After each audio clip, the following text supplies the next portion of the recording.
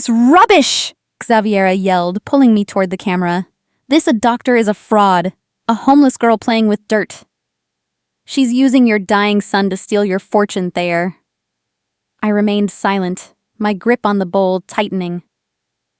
"She's not a doctor," Larkin scoffed, the camera lens inches from my face. "It's just a mistake we've buried." I didn't flinch. I knew their greed was the real poison. The shouting died down as the world narrowed to a single cold point. I ignored the camera and slowly bent down to complete the one and only crucial task. The marble floor of the Thayer estate was cold, an expensive, unforgiving slab of white stone that seemed to soak up the very warmth of my knees. I knelt there, my back straight despite the exhaustion gnawing at my spine. In my hands, I cradled a ceramic bowl. It wasn't much, just clay and fire.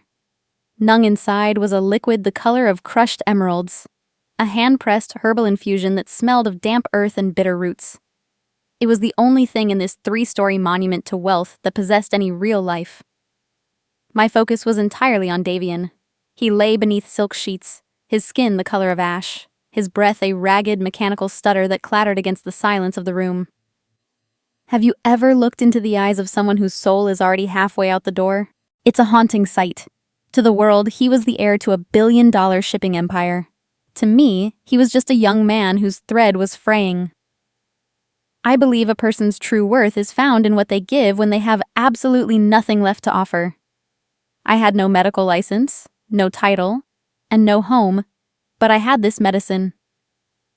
The air in the suite was oppressive, thick with the sterile metallic tang of expensive ventilators and the faint, underlying scent of decay that no amount of French lavender candles could mask. My knuckles were bone white as I gripped the bowl. I whispered a soft prayer, not for a miracle, but for his spirit to find the strength to hold on for just one more hour. The silence was so heavy I could hear the rhythmic hiss of the oxygen machine, a sound that felt like a countdown. I moved my hand, steadying the small silver spoon. I didn't see Davian as a paycheck or a ticket back into society. I saw him as a human being being failed by the very best money could buy. I dipped the spoon into the green liquid. My heart hammered against my ribs, a dull, thudding rhythm of anticipation.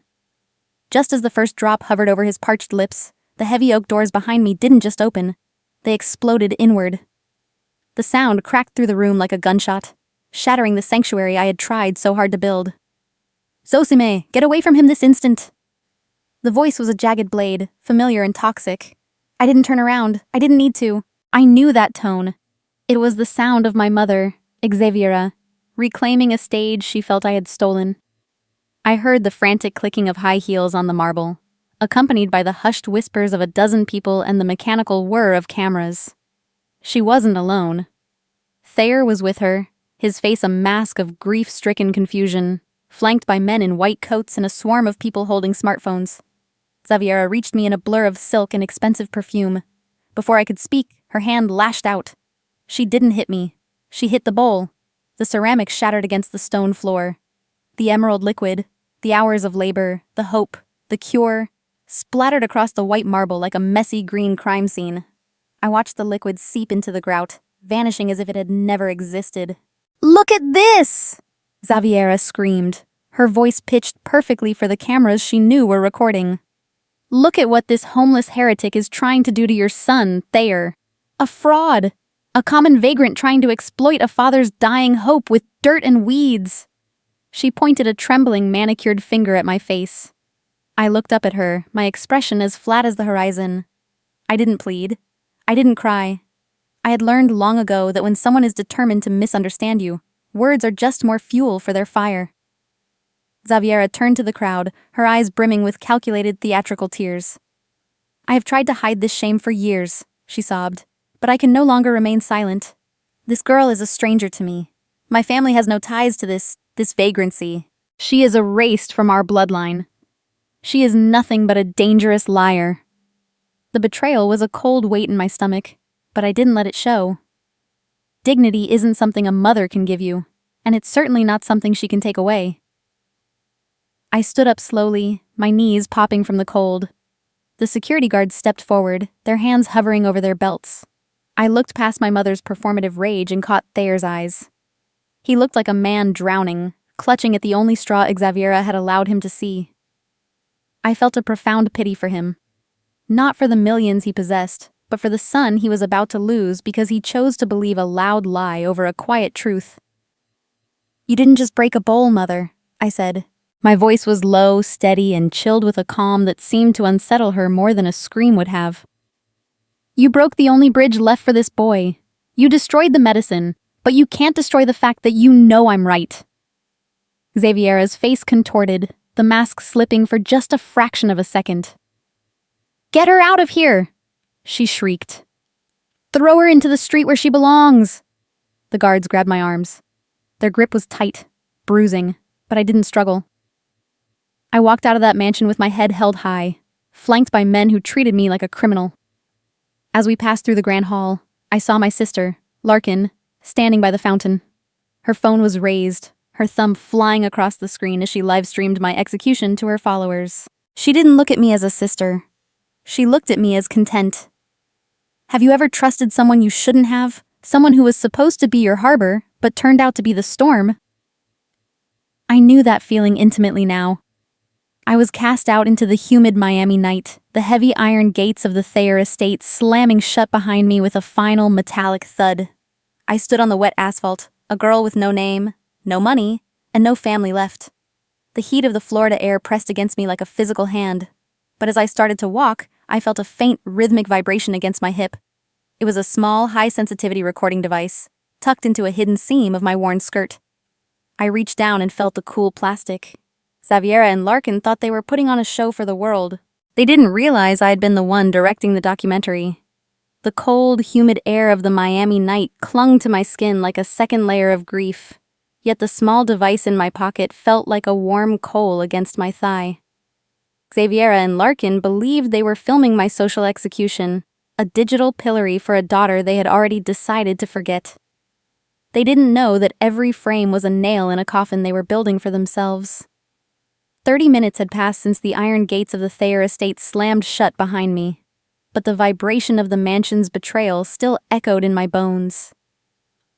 I walked toward the edge of the driveway, my shadow long and thin under the flickering street lamps. Behind me, the house was a glowing fortress of lies, a place where silk curtains hid rot, and expensive perfumes masked the scent of old, festering malice. "Zosima, this place is not yours. Get out of here!" Larkin's voice shrieked from the porch, her high-end smartphone raised like a holy relic. She was moving with an aggressive, predatory energy, keeping the camera centered on my retreating back. I didn't struggle against the security guards who still trailed me. I simply walked. Energy spent on an audience of fools is energy stolen from your own survival. Larkin laughed, a sharp, metallic sound that was broadcast instantly to her millions of followers. She was narrating my humiliation, calling me a fraud, a common thief who had tried to poison a billionaire's son. I kept my chin level.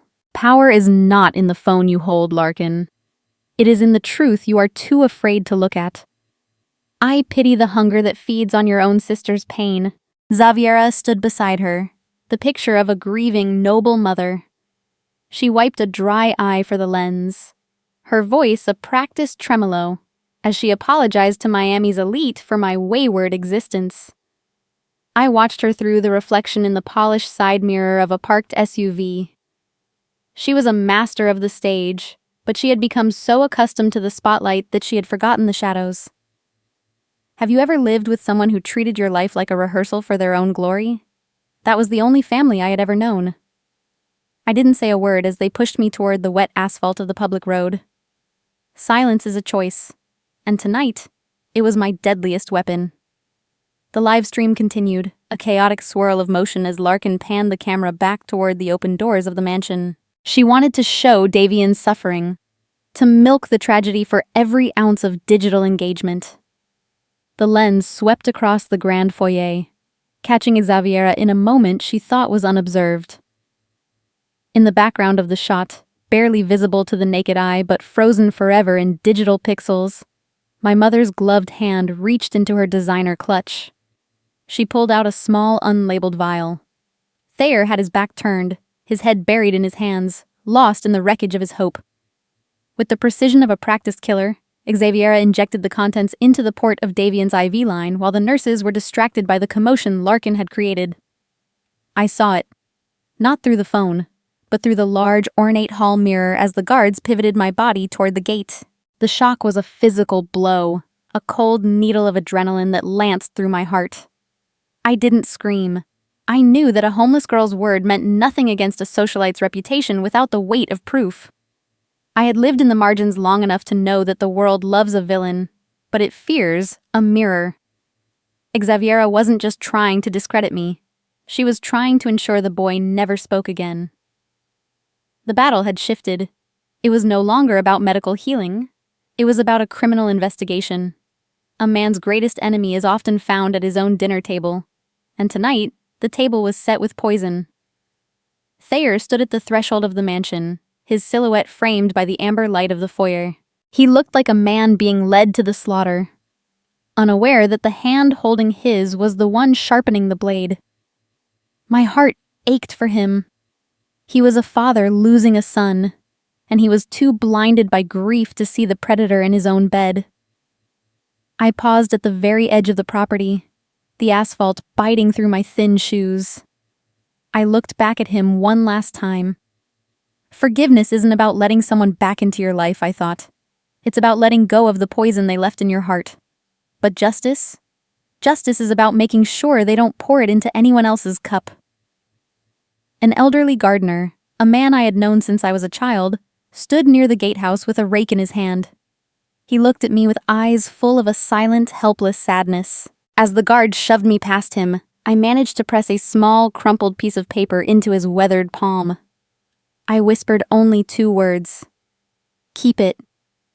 It was my contact at the old apothecary, the only place left in the city where truth was still dispensed in drops and powders.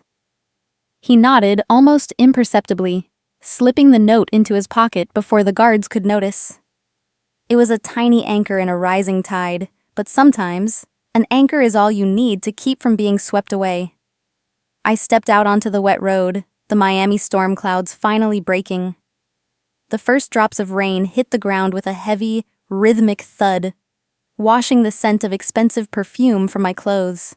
I looked at Larkin's receding livestream on the screen of a discarded tablet in a nearby trash can. The feed was still live. You just filmed your own downfall, Larkin, I whispered to the wind. You just don't know it yet. You panned the camera for clout, but you forgot that mirrors never lie. The rain began to pour in earnest, turning the street into a dark, shimmering river.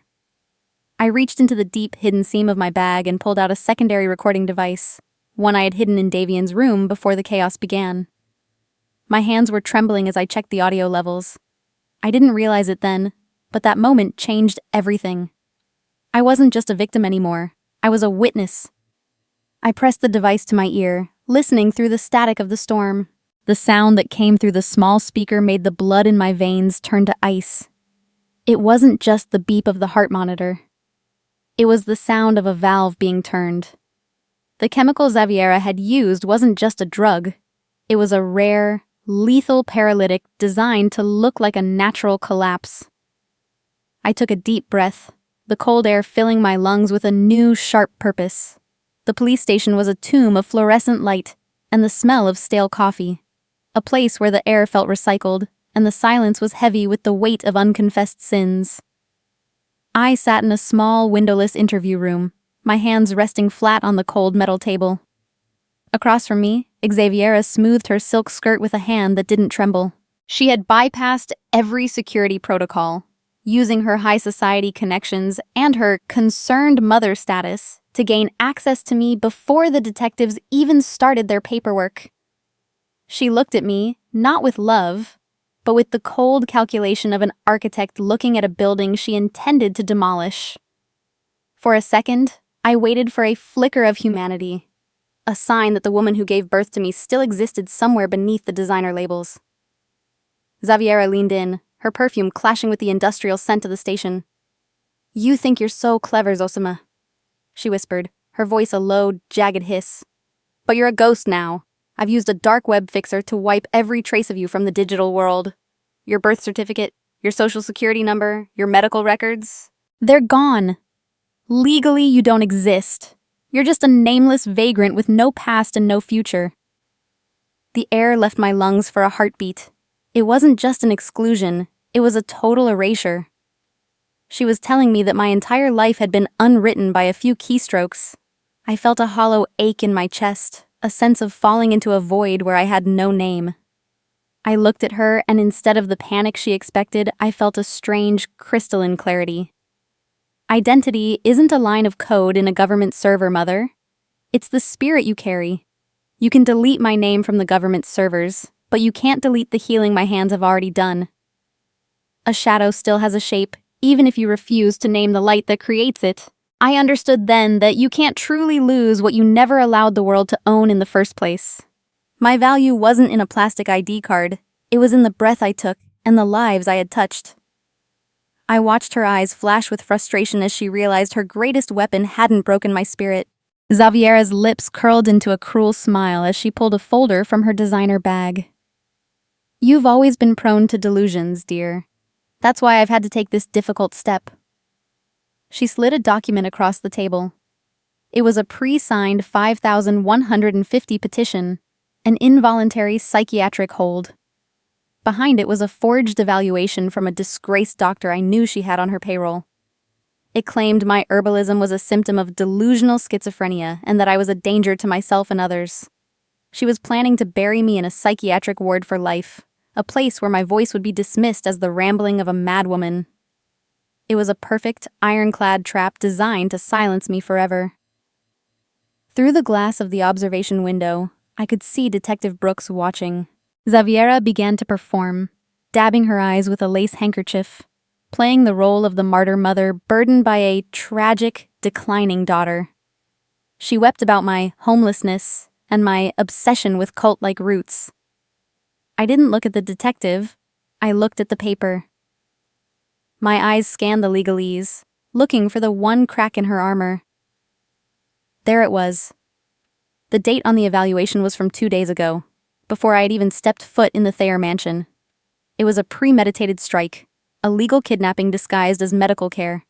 Sometimes the people who share your blood are the ones who bleed you dry. The silence in that room was a physical weight, a reminder of the moment I realized I was truly alone in the eyes of the law. I felt a surge of indignation, not just for myself, but for every person who had ever been silenced by power and lies. My knuckles whitened as I gripped the edge of the table. I didn't let the fear take root. Instead, I channeled it into a cold, sharp intelligence. I knew Xaviera thought she had won because she had the money and the lawyers, but she had forgotten that a diamond is just a piece of charcoal that handled stress exceptionally well. I was not going to break. I was going to wait for the moment the lie tripped over itself. I looked at my mother with genuine pity. You have so much money, Xaviera, yet you're the poorest person I've ever met. True wealth is having a conscience that allows you to sleep at night. You sold yours a long time ago for a seat at tables where you aren't even respected. She bristled, her jaw clenching. I subtly adjusted my position, making sure my recording button, the hidden device I had carried from the mansion, was positioned toward her. I needed every word of this attempted legal kidnapping on tape. Even when the world erases your name, your character remains written in the lives you've touched.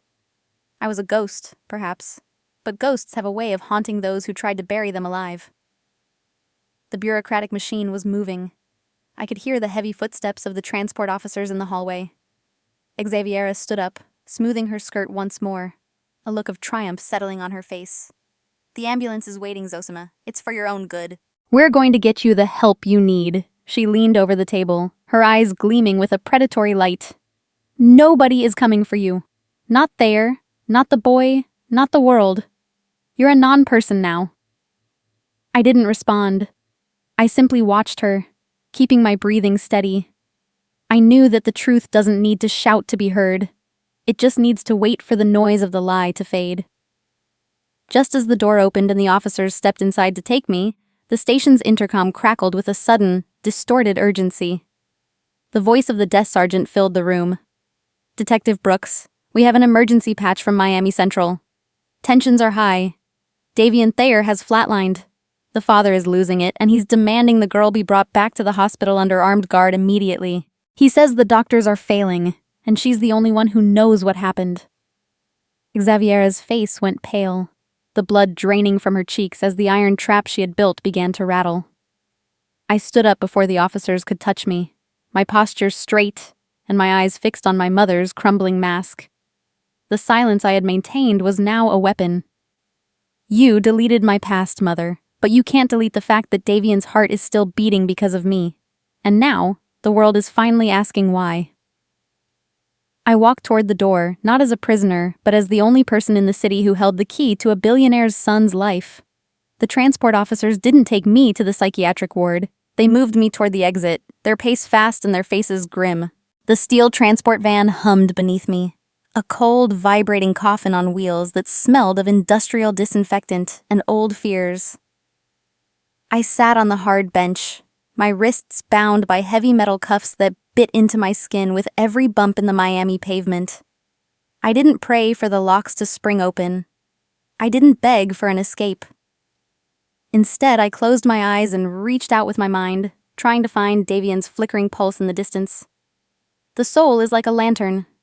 Even when the glass is shattered and the gale is screaming, the flame only dies if you let it go. I took a deep, measured breath, grounding myself in the stoic silence of the iron room. Xaviera believed she had won by removing me, but I knew the truth.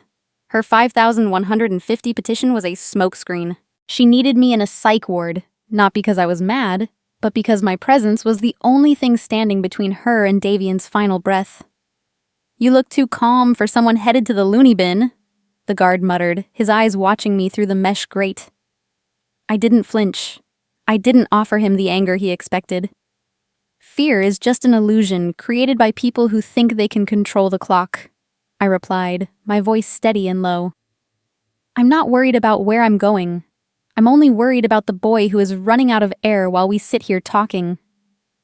The guard went silent, shifting uncomfortably. He didn't know that every second we spent in traffic was a second Xaviera was using to finish what she started. I analyzed the layout of the hospital in my mind, calculating the distance from the loading dock to the ICU. I had to get there before the light went out. The scene at Miami Central Hospital was a grotesque theater of greed masked as mourning. In the VIP ICU lounge, the air was thick with the scent of expensive lilies and the faint, unmistakable pop of a champagne cork. Xaviera stood near the window, a crystal glass in her hand, her face a masterpiece of practiced sorrow. Beside her, Larkin was busy adjusting the ring light on her phone, framing a tribute post for her followers. "He's officially brain-dead, Mom," Larkin whispered, her eyes glued to the engagement metrics on her screen. "The doctors you talked to are ready to sign the paperwork." Xaviera didn't cry. She simply nodded, her eyes cold as a winter sea. She approached Thayer, who sat huddled in a designer chair, his spirit a pile of ash. "Thayer, darling, the doctors say there's no more hope," Xaviera murmured, her hand resting on his shoulder like a predator's claw. She slid a stack of legal documents onto the mahogany side table. "We need to handle the estate matters now. Davian wouldn't want the family legacy to fall into probate chaos. These are just medical authorizations and asset protections. Sign them, for his sake." Thayer didn't even look at the fine print. He didn't see the irrevocable power of attorney or the asset management transfers that would hand Xaviera the keys to his empire. He just wanted the pain to stop. He reached for the pen, his hand shaking so violently he could barely hold it.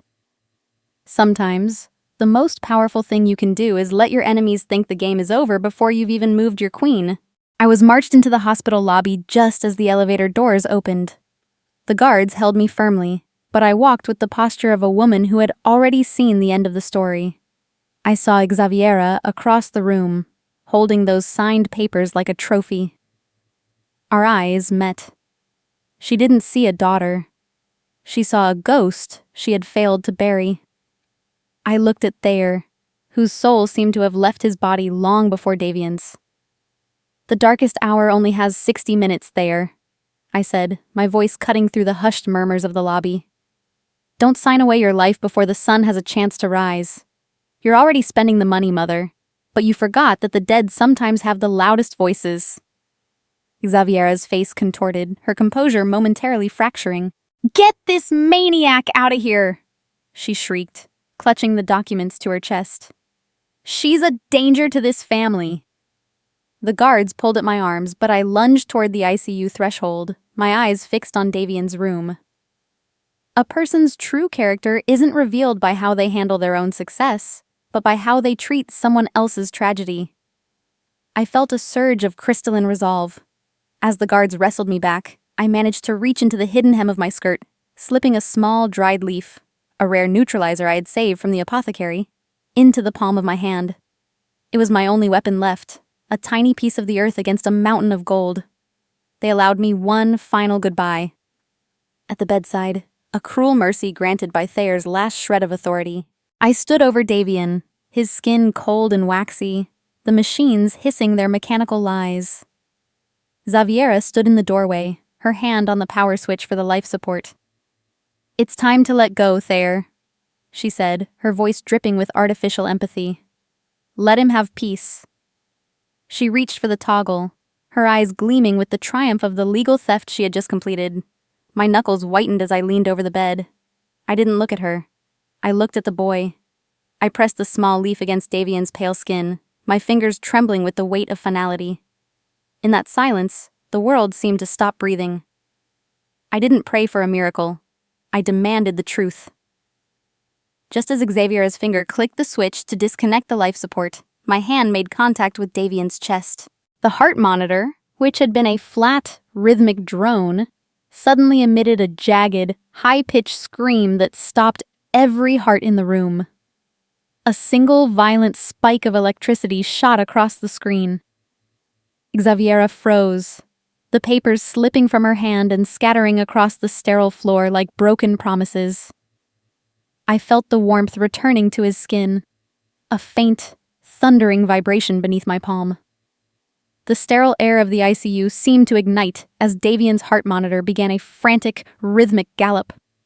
I ignored the guards whose hands were still reaching for my shoulders, and I ignored Xaviera's piercing shriek that rattled the glass walls of the unit. I kept my palm pressed firmly against Davian's chest, feeling the raw, electric surge of a life returning from the precipice. Life doesn't always go to the swiftest or the most powerful. It goes to those who keep walking even when their legs are broken and the path is buried in ash. I felt the heat of his blood rushing beneath his skin, a sacred vibration that hummed against my own pulse. My mother stood frozen at the power switch, her eyes wide with a mixture of terror and disbelief that made her look older, more brittle. Davian's eyes snapped open, not with a gentle flutter, but with a sudden, primal clarity that cut through the room like a beacon. He gasped, his lungs fighting for air as he reached up with a strength that shouldn't have been possible for a man declared brain-dead minutes ago. He tore the plastic breathing tube from his throat, the sound of the tape peeling back echoing like a scream in the sudden silence. He coughed, a deep rattling sound, and then he raised a trembling finger. He wasn't pointing at me. He was pointing directly at Xaviera, who was still clutching the switch as if she could turn the light of his life back off. You, Davian whispered, his voice a hoarse, jagged thread of sound. You pulled the valve. You tried to finish me. The ICU fell into a deathly stillness.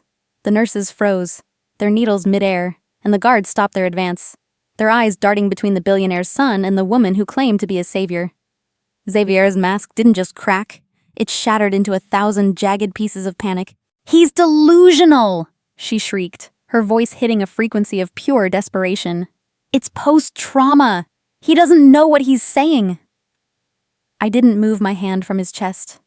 I stood tall, shielding him with my own body, my silence finally breaking with a calm that felt like a verdict. The dead have spoken, and they don't lie for clout.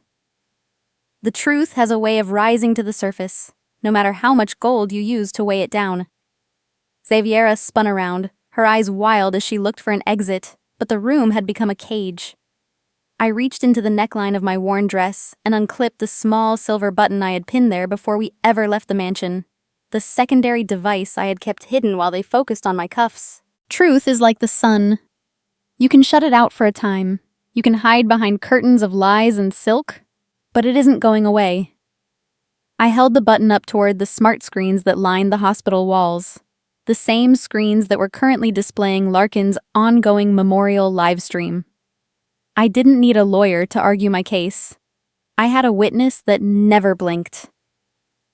With a sharp tap on the synced tablet I had tucked into my pocket earlier, the video feed hijacked every monitor in the grand lobby and every phone watching Larkin's feed. The crystal-clear 4K footage flickered to life, showing the grand hall of the mansion.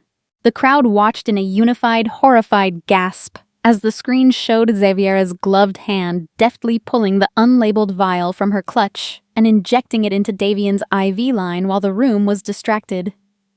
It wasn't just a rumor anymore. It was a digital execution. The noble mother was unmasked in front of the very world she had tried to impress with her staged grief. I took no joy in her fall. I only felt the profound relief of a life preserved. The grand lobby erupted into a sea of noise, but inside the ICU, the air was cold and thin. Thayer watched the screens, his face turning a ghostly shade of gray before he collapsed to his knees on the sterile floor. He didn't cry for his son this time. He cried for the blindness that had nearly cost him everything. He looked up at me, his eyes red and hollow with shame. For the first time in my life, I wasn't being looked at as a vagrant or a heretic. I was being seen as the only person in the room with an unbroken spirit. The silence from the crowd in the lobby felt heavier than any insult Xaviera had ever hurled at me. The truth doesn't just speak, it screams. I walked toward Thayer and reached out my hand. I didn't offer him a lecture, and I didn't offer him the bitterness he deserved. I simply helped him stand, my grip firm and my voice steady. Do not let the betrayal of one person make you go blind to the goodness of the world, Thayer, I said, my words echoing in the hushed room. Darkness is just an absence of light, not a permanent state. You are a victim of a story you didn't write. He gripped my hand like a lifeline, his knuckles white. Behind us, Xaviera was being surrounded by hospital security, her screams of protest becoming more incoherent as the reality of the RICO evidence began to settle over her. That silence from the lobby was the sound of a legacy crumbling. Finally, she chose herself, and that wasn't just selfish. It was a survival of the coldest kind. I watched the guards lead her away, her designer heels clicking a hollow rhythm on the floor. I felt a strange sense of detachment, a quiet power that didn't need an audience to feel real. I had been excluded, erased, and disowned, but I had found a way to become permanent in a world that tried to treat me like a footnote. As I turned back to Davian, who was now being swarmed by frantic but genuine medical help, I felt the first stirrings of a freedom I had never known. Xaviera stopped at the doorway, her face twisted in a final, ugly snarl. She looked at me, her voice a poisonous whisper that carried over the heads of the security team. You think you won, Zosima? You think you have a name again? She laughed, a sound that chilled the marrow in my bones. The identity erasure is permanent. I burnt the physical files and encrypted the digital ones with a dead man's switch. If I go down, I'm taking your legal existence to the grave with me. You'll be a ghost until the day you die. The room went cold again as Thayer looked at me in horror, but I didn't let my expression flicker. I stood my ground, the sunrise beginning to touch the Miami skyline through the high hospital windows. I stood my ground, my posture rigid as a statue, while the echo of Xaviera's final threat rattled against the walls. A ghost. She truly believed that by burning paper and encrypting files, she could delete the soul of the daughter she never understood. I looked at her, and for the first time, I didn't see a monster. I saw a terrified woman clinging to the wreckage of a life built on sand. A mother who uses her child's existence as a bargaining chip has long since forfeited the right to be called family. I watched her eyes dart around the room, looking for an exit that no longer existed. A lie can travel halfway around the world while the truth is still putting on its shoes. But tonight, the truth had finally arrived. You didn't just erase my name, Mother, I said, my voice cutting through her desperate laughter with a chilling calm. You erased the only person who would have stayed by your side when the world turned its back on you. I don't hate you. I just no longer know you. Xaviera's face contorted, her panic escalating as hospital security closed in. She attempted a final frantic act of extortion, turning to Thayer with a snarl. She claimed to possess doctored files that would ruin his shipping empire unless she was granted immunity and a clean flight out of the country. She was a cornered predator, baring her teeth at the very man whose son she had nearly murdered. I stood stoic, watching the desperate dance of a conscience that had long ago been sold for profit. Thayer stopped his pacing, his face shifting from grief to a cold, surgical clarity. He didn't look like a victim anymore. He walked to the corner of the room and opened a sleek, hidden laptop.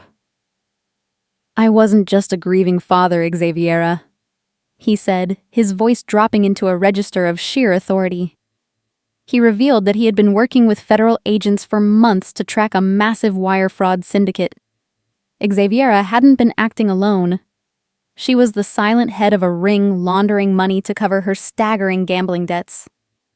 My arrival at the mansion and her subsequent attempt to heal Davian with an experimental corporate drug, for which she held secret kickback agreements, were the final pieces of evidence needed for a RICO racketeering charge.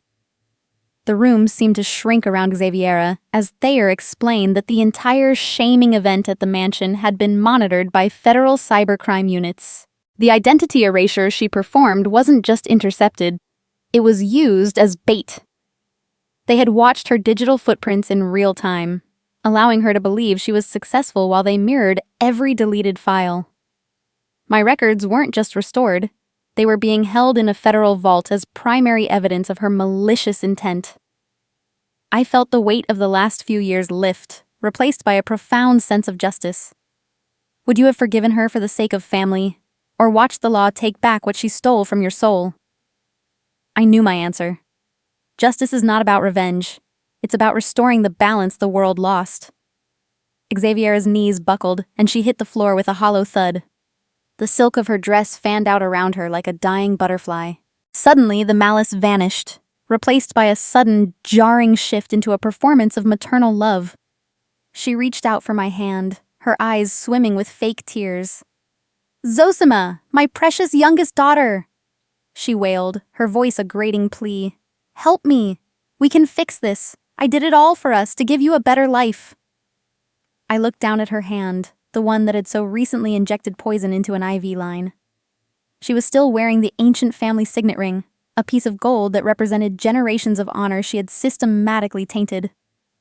I didn't pull away. I reached down and took her hand, but not to comfort her. I felt the cold metal of the ring against my skin. With a slow, deliberate motion, I slid the signet ring off her finger. It felt heavier than it looked, a physical manifestation of a lineage she had treated as a commodity. I handed the gold to Thayer without a word, designating it as evidence of her fraudulent estate claims. "This ring represents a history of honor that you traded for greed," I said, my voice echoing with a quiet crystalline power. "I am not taking it back for myself. I am letting it go so I can finally be free of your shadow." Closure doesn't come from an apology. It comes from the moment you decide that your peace is worth more than their validation. Xaviera let out a jagged, broken sob, her last tie to the family legacy literally stripped from her hands. I realized that for years, I had been waiting for her to see me, to love me, to acknowledge my existence. But in this secured hospital wing, surrounded by federal agents and the beeping of Davian's heart monitor, I finally understood that I didn't need her to see me. I saw myself. I was the one who had survived. I was the one who had stayed true to the healing arts while she pursued the art of destruction. The federal agents moved in, the metallic click of handcuffs sounding like a final period at the end of a long, painful sentence. Larkin stood by the window, her phone finally dark, her face a mask of terrified realization that her clout chasing had made her an accomplice to a federal crime. I watched them lead Xaviera away, her designer heels clicking a frantic, hollow rhythm on the linoleum. She screamed a final desperate curse at me as they passed through the double doors, but the sound was muffled by the heavy glass. I stood in the center of the room, the morning light finally filling every corner, washing away the shadows of the night. Thayer approached me, holding a heavy manila folder. His hand was steady now, and his eyes were full of a deep, respectful gratitude. He didn't offer me money, and he didn't offer me a place in his home. Instead, he handed me the folder. Inside was the legal restoration of my medical license, fully vetted and cleared of all previous stains. Beneath it lay a set of government documents, a new, clean legal identity with a blank space for the name I chose to carry. "You saved my son and you saved my soul," he whispered. I took the folder, the paper feeling crisp and real beneath my fingertips. "You traded your soul for a ring, mother. But I'm trading this ring for my life." The morning light on the South Beach didn't just shine. It felt like a baptism, washing away the grit of a year spent in the shadows. 6 months had passed since the iron room and the federal snares, and the world had moved on, but I had moved upward. I stood in the lobby of the new Medical Foundation office, the scent of fresh paint and salt air filling my lungs. I looked at the name etched into the frosted glass, the Zosime Initiative. It wasn't just a label, it was a declaration.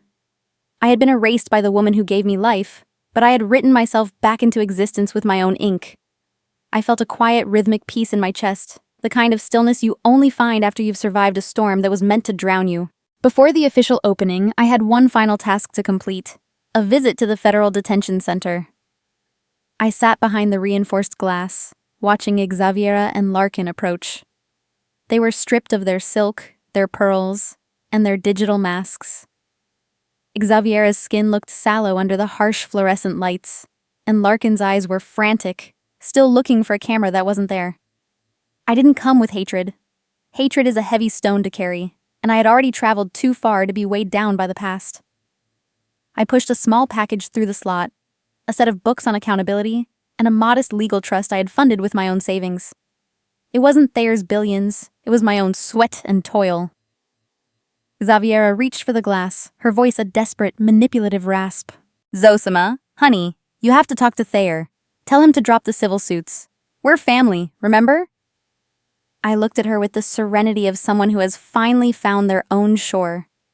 Forgiveness is giving up the hope that the past could have been any different.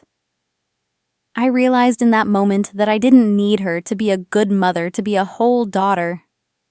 My identity wasn't a file she could delete. It was a soul she could never touch. I left the family signet ring, the one the feds had finally cleared, on the table between us. "Keep it, mother," I said, my voice steady and clear. "Keep it as a reminder that the only true wealth is the kind you don't have to steal. I'm not leaving because I'm angry. I'm leaving because I am finally enough for myself." She started to scream, a jagged, ugly sound, but I simply turned and walked away. The doors closed with a final, heavy thud, and for the first time in my life, I didn't look back to see if she was watching. I was stepping into the light, leaving the iron room behind forever. An hour later, I was back in the glass-walled office overlooking the Atlantic. Thayer stood by the window, his posture straighter than I had ever seen it. Davian was beside him, tanned and healthy, the mechanical stutter of his breath replaced by a strong, steady rhythm. Thayer slid a legal folder across the mahogany desk. A multi-million-dollar settlement. A thank you for saving his legacy and his son. "It's yours, Zosima," Davian said, his eyes full of a brotherly warmth. "It's your birthright. Take it and never look back." I looked at the check, the numbers sprawling across the paper like a golden cage. I didn't realize it then, but this was my final test. I took a deep breath and slowly pushed the check back across the desk. "Money is a good servant, but a bad master, Thayer," I said softly. "I won't let my victory be defined by a price tag. I only want one thing, the sponsorship for the foundation. I wanted my name to stand for the people the world tried to erase, the invisible youth, the ghosts on the street who had no papers and no voice. I chose freedom over fortune, and in that choice I felt the final shackle drop. She didn't win out of revenge. She won by choosing peace. Have you ever lived something like this? Felt the pressure to take the payout and stay silent, only to realize that your integrity is the only thing that isn't for sale. Tell me your story in the comments below. I read every single one, because I know what it's like to be the one nobody listens to. My victory wasn't in the courtroom. It was in the moment I decided that I didn't need their validation to be real. I walked down to the shoreline of South Beach, the sand cool beneath my feet. I held my new federally issued passport in my hand, the first document in my life that truly belonged to the woman I had become. I ran my thumb over the gold-embossed seal. A bridge isn't just something you cross. It's something you have the courage to burn when it leads back to a place that broke you. I watched the sun climb over the horizon, painting the waves in shades of fire and gold. My journey from a homeless heretic to a healer of hope hadn't been about the destination. It was about the strength I found in the silence of the iron room. Closure doesn't come from them saying, "I'm sorry." It comes from you saying, "I'm free." I stood there for a long time, the salt spray on my face, feeling the vastness of the ocean and the smallness of the fears that once governed my life. The world tried to delete me, Thayer, but they only succeeded in making me permanent. I was no longer a ghost haunting my own life. I was the light. As I turned to leave the beach, a young girl approached me. She couldn't have been more than 14, her clothes tattered and her eyes full of the same hollow desperation I had carried for years. She held a worn notebook to her chest like a shield. "Are you the lady from the news?" she whispered. "The one who helps people like me?" I looked at her and I didn't see a stranger. I saw myself. I reached out my hand and offered her a smile that felt like the sun. "I am," I said, my voice warm and steady. "Let's find out who you really are." True power isn't found in the wealth you accumulate or the names you can erase. It's in the dignity you refuse to surrender when the world turns its back on you. I chose to walk away with my soul intact, and that is a victory no one can take. If you've ever had to choose your peace over your past, you're not alone. I'm reading every one of your stories in the comments. Let's remind each other that we are always more than the labels they try to give us.